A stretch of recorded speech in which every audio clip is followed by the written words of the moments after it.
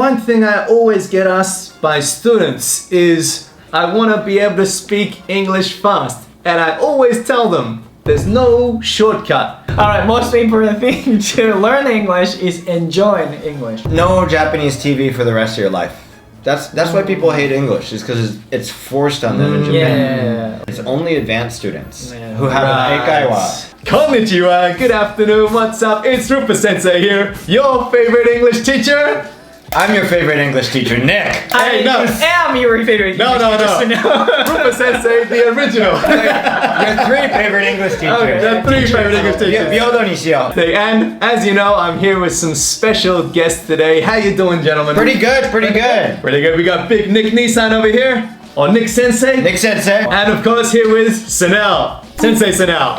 Today, 先生に行こうか。 Yeah, fantastic. Alright. So you know these guys, so let's jump in. So one thing I always get asked by students is, RUPA Sensei, I want to be able to speak English. How can I do it fast? I want to be able to speak English fast. And I always tell them, there's no shortcut. There's no magic pill, no Harry Potter potion that you just drink and then all of a sudden you speak English. It's a lot of hard work, years and years of focus and dedication.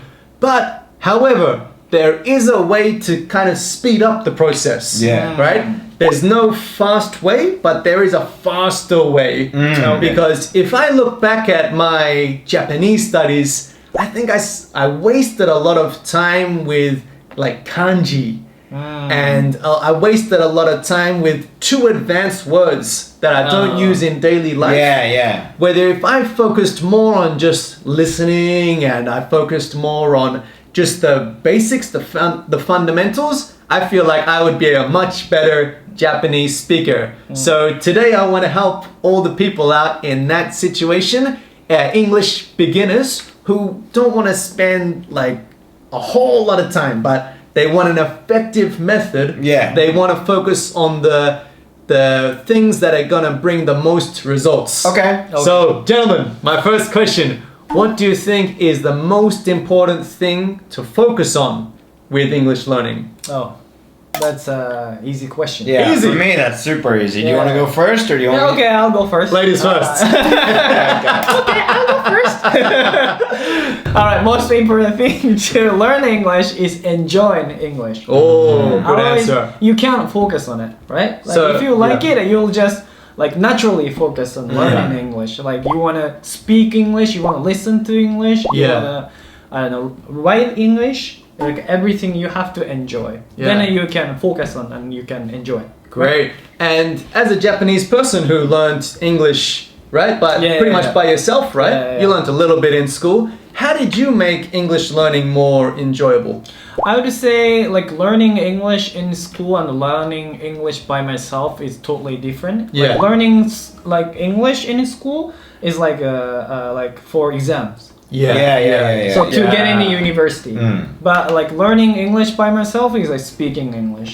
So I didn't do anything I don't like to. I just watched a lot of like cartoons Yeah. in English. What's your top 3 favorite movies or TV shows to learn English? How I Met Your Mother. Okay, Good yeah, one. great. Sitcom. Like Yeah, sitcom. everyday English, So, a lot of bar scenes. Legend, wait for it, Dairy. Number 2? Number 2, maybe Friends. Pretty similar like genre, right? I wanna hear Number your third. 3, maybe I don't know, anything like easy cartoons to watch. Okay, maybe like you always say Pokemon. is Yeah, great, right? Pokemon's the best just because of the level, but you said an interesting thing. You said How I Met Your Mother, right? Yeah. And you said Friends. Yeah. Actually, the best content to watch are shows like that. Guess Yeah. why? Because it's a like natural conversation, like the usual like daily conversation. Well, kind of, yes, because the theme isn't sci-fi, it's not Yeah. horror, it's like takes place in an everyday situation. So Daily life. there's more of a chance that words that come out would be words that would come out in daily life. Great So point. it's really good to watch shows like Full House or Friends or How I Met Your Mother. Yeah. Things where it's not some like, I mean, it's okay to watch fantasy and stuff like that, but when you watch something with daily life centered themes, then you'll get more words that come out normally. Yeah, exactly. And also a lot of the scenes are like in a bar, in a cafe, on a date, you know, with friends, at the office. Yes. So daily life, right? Yeah, daily life. It can happen actually in your life too. So, all right, well, great answer, Sinel. So make English enjoyable. Yes. Make English great again. Sounds like a Donald Trump. What would you say, Nick? The most important thing to focus on? Well, I would say for Sunao, what he just said, basically. Yeah. But you were asking not to make a fast track, but a faster track, is SRS applications, spaced repetition software. There's many ones. There's Atsuego's Distinction. There's Anki, which I recommend. And it just feeds you words on Anki cards, and it never stops. So you can't skip a day. Right. So I've been doing it every day straight for 2 years, even on days when I had Corona. Wow. But it speeds everything up because you're learning vocabulary so fast that when you see it in shows, you're like, oh, I know that word. I just learned that word. Fantastic. So that's really going to speed up your progress. And it's great to combine the two. So if you're really serious about it, use these SRS applications. And then you're going to learn a lot of words that are great for English every day. And then when you watch the TV shows, those words are going to pop up in a natural context, right? That's where you can reinforce what you learn, because one thing that a lot of students struggle with is remembering things. Exactly. They'll learn it one time, right? They'll watch like a RUPA Sensei video and get some new phrases. But then if they don't see that phrase or they don't hear that phrase for a couple months, they're just gonna forget it. So this way is really good. SRS repetition. Because it constantly reinforces it, and you're also going to be able to master it. Really good, really good. Okay, so next up I wanna keep it very simple. And I think a very simple way to talk about learning something is to look at kids. How kids learn languages. And I always think that even as adults, there's a lot that we can learn from kids. This is also for people who have kids and want to teach them English. What would be some methods to raise bilingual kids? And what methods could adults also use? This is easy, I'll answer it. No Japanese TV for the rest of your life. Wow. Okay. Just English TV. You could be like the SYR brothers. Yeah. That's all it is. And if you have a child who's born and you just put on English content for them to watch, you'll be watching it with them, so your English will improve too. That's it. Nothing more. But so I don't have a kid, but if I had a kid, I want him or her to learn like Japanese culture too. What would you recommend in that case? You should send them to school. But like some kids learn like some Japanese culture from TV shows. That's true. I'm being very extreme here. You know what you could do is watch this amount of English shows, and then you can watch Pokemon tonight. Okay. That's true. Yeah. It's like my mom always used to say, finish your vegetables and then you can eat dessert. One thing you always say is, the best way to make the whole of Japan be able to speak English is, instead of having English class in school, just switch that to watching English TV shows. Yeah, and you're right, actually. I think children should be able to know their own culture, because it's kind of, you'll feel bad for them if all the other kids know Pokemon. But you know, you could just change your Nintendo Switch to English Pokemon.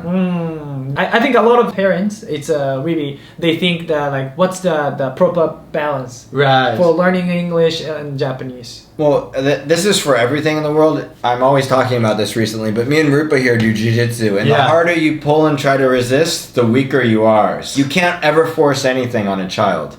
You can't force a child to go to jiu-jitsu. It has to be of their own intention. Own intention, So even with English, that's why people hate English, is because it's forced on them in Japan. Like 30%. Kids don't like. If people didn't force English, if they said, okay, just sit here and watch the show that you want to watch for an hour, take a break today, this is how you would get people to get fluent in English.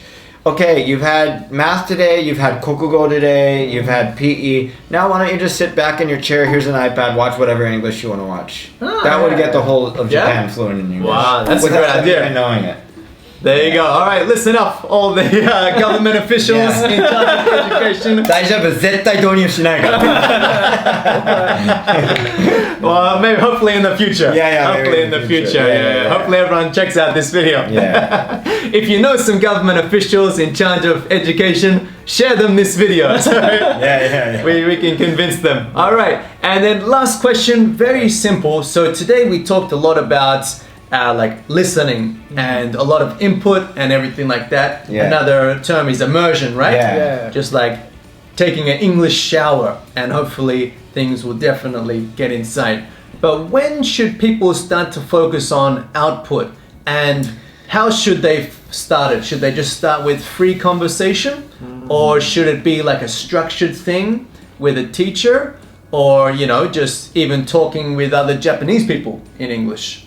What do you guys think about output in English? I don't have the answer which is good for everyone, but Right. In your personal case. From my experience, I started listening to English a lot when I decided to go to the States. So 1 year ago, going to the States.